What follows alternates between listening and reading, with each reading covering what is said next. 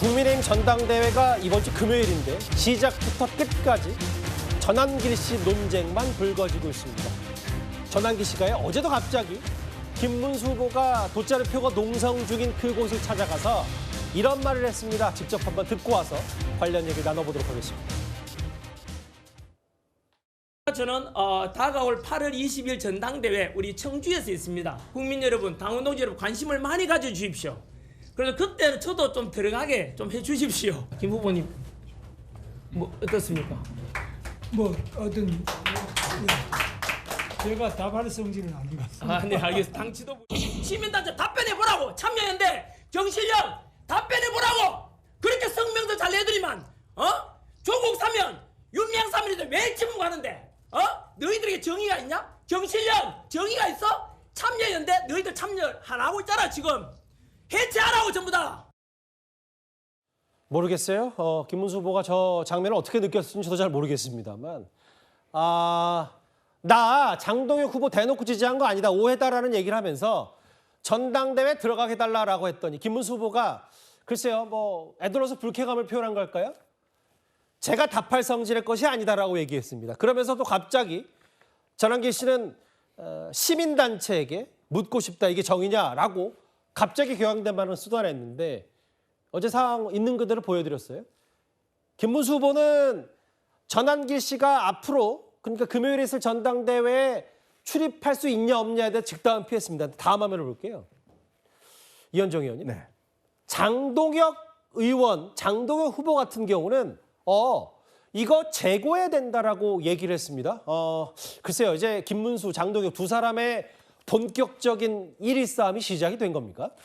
전환길 저분이 뭐 한국사 강사할 때는 저렇게 고함 치고 해도 뭐 학생들한테 인기가 있고 하니까 모르겠습니다만은, 정말 이 야당의 제1야당의 대표 나가는 분을 옆에 두고서 저렇게 고래고래 고함 지르는 저런 행태를 김문수 후보가 경험해야 된다는 거, 참 저게 지금 국민의힘의 현실인 것 같습니다. 예. 저 고함 치는 사람 되게 싫어하거든요.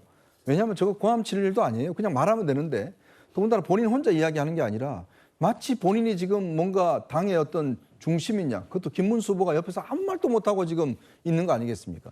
정말 김문수 후보는 그동안 그래도 정치 오랫동안 하신 분이고 장관까지 하고 대선 후보까지 한 분이 저런 고함 소리를 옆에서 그냥 듣고만 있는 저런 상황들, 그리고 김문수 후보한테 지금 저 좀 가게 해주세요 라고 지금 이야기를 하고, 며칠 전에 저 정면에 면전 앞에서 자기 장동혁 지지한다라고 이야기한 분 아니겠습니까? 예. 근데 여론조사 딱 보니까 김문수 후보가 많이 나오고 장동혁 안 나오니까 또 이제 가서는 그거 오해입니다, 저 또 지지합니다. 설마 여론조사 보고 그랬겠습니까? 그러니까 뭐냐, 뭔가 예. 한쪽으로 몰려가는 듯 그쪽으로 가다가 여기가 아닌가 해서 또 이게 오고, 저거야말로 기회주의적인 태도를 보여주고 있는데, 저걸 뽀젓이 저렇게 앉혀서 저는 한다는 것 자체가 정말 저 참모들도 저는 기본적으로 잘못됐다 봅니다. 어떻게 저렇게 김문수 후보 옆자리에서 고함치게 만들고 저렇게 후보를 저렇게 옆에서 정말 뭐 그냥 옆에 있는 사람처럼 만들어버리는 저런 모습을 연출하나요? 더군다나 지금 본인이 그 전당대회 때 그렇게 고래고래 고함 지르면서 배신자 외치면서 출입금지 당했는데, 좀 전에도 보셨잖아요.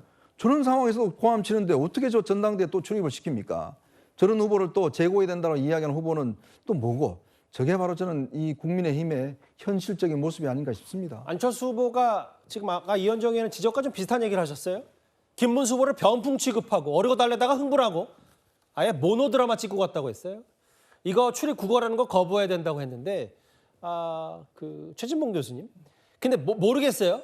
근데 장동혁 후보는 일단 이게 지금 뭐 김문수, 장동혁 두 사람의 이른바 반탄파의 경쟁이 치열해서인지는 모르겠지만, 이거 윤리 경고 조치도 이런 것들 전당대회에 못 들어가는 것도 재고해야 된다라고 얘기했어요. 어떻게 받아들이십니까? 장동혁 후보는 쫓아가는 사람이잖아요. 그러니까 현재로 본다고 하면 김문수 후보가 앞장서 있는 상황이라고 보여져요. 여론조사 결과들을 대체적으로 보면 평가를 해보면. 예.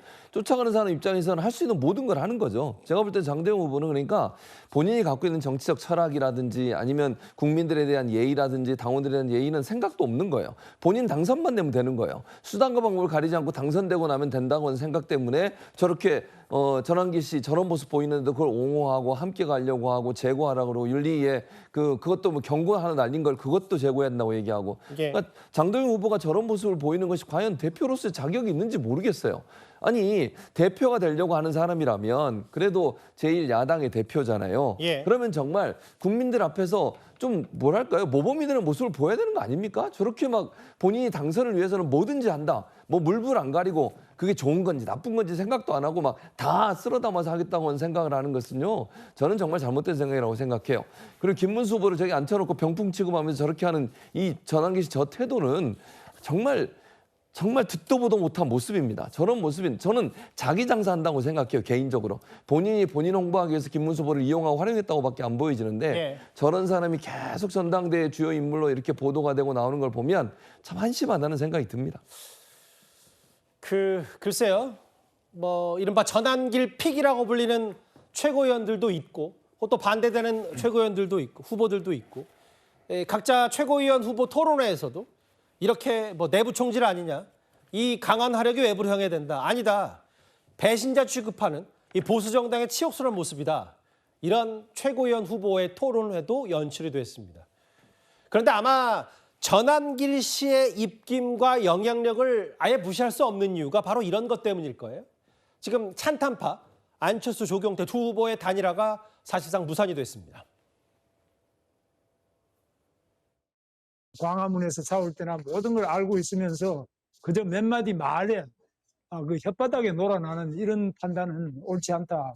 장동영 후보가 싸움한 게 뭐가 있습니까? 나는 그거는 알 수가 없습니다. 물론 그분이 좋은 분이시지만 예. 투쟁이라면 김문수하고 어떻게 갖다 비교를 할 수 있습니까? 왜 단일화가 이루어지지 않았냐라고 하는 부분입니다. 그런데 단일화가 됐대요. 저는 그 말씀을 듣고 도대체 무슨 말씀을 하시는 건지 잘 모르겠다. 김문수 후보가 이 전당대회 과정에서든 당대표로서든 뭐 당대표가 되시다면 그 어떤 걸 하더라도 진정성이 있는 것이지 지금도 계속 전당대회 과정에서도 계속 말이 바뀌고 있습니다.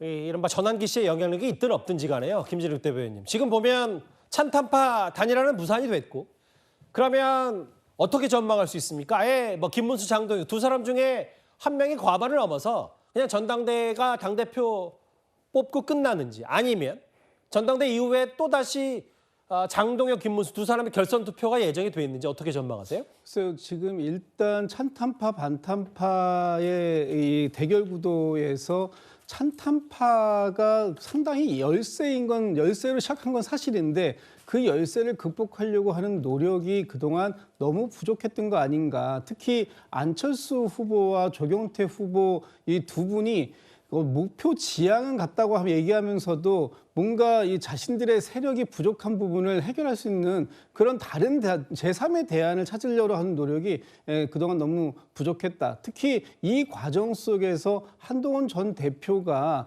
그냥 뭐 말로서만 이 통합이 필요하다라는 정도였는데 사실상 이 전당대회가 들어가는 시점 속에서 찬탄파와 반탄파의 구도가 명확했다면 그때부터 뭔가 적극적인 중재의 노력이 좀 필요했던 게 아닌가라는 생각이 들고요. 안철수 후보가 그동안 계속 지적받아왔던 또 철수하느냐라는 비판 이 부분에 대해서 이번에는 그런 게 없다라는 걸 보여주고 싶었는지는 모르겠습니다만 여전히 본인 혼자서 과연 자력으로 결선에 올라갈 수 있는 그런 능력과 실력을 겸비하고 있을까라는 부분에 있어서 지금 나오고 있는 전체적인 여론조사의 결과는 그래 보이지가 않는다라는 부분에 문제가 있고 그렇다면 결국은 반탄파 두 분 간의 대결 그리고 여론조사의 결과에 따라서는 뭐 결선 투표 없이 김문수 후보가 단독으로 결선 올라가는 것도 가능한 이런 상황들까지 보이는 이런 장면들 좀 안타깝다는 생각이 들고요. 이런 상황들은 이미 예견되어 있었는데 그 예견된 상황을 수습해낼 수 있는 그런 강력한 리더십이 없었다라는 부분도 지금의 국민의힘의 현 주소다 이렇게 보고 있습니다. 뭐 찬탄파 혹은 뭐 일부에서는 이번 전당대 전환 씨가 제일 문제였다라고 얘기하는 반면에 한 최고위원 후보는 이 사람이 이번 전당대회의 문제였다라고까지 비판했습니다. 직접 한번 들어볼까요? 한동훈 전 대표는 본인은 출마를 안 하셨잖아요. 네. 그런데도 뭐 SNS나 이런 걸 통해서 단일화해라 이렇게 자꾸 이제 하시는데 전당대회 이런 식으로 개입하시면 안 됩니다. 러닝메이트로 최고위원회의가 딱 갈라지면서 끊임없는 갈등을 일으켰고 그 갈등이 결국은 지금의 이런 정치적 그 혼란으로 이어졌다라고 저는 보는 사람이거든요. 네.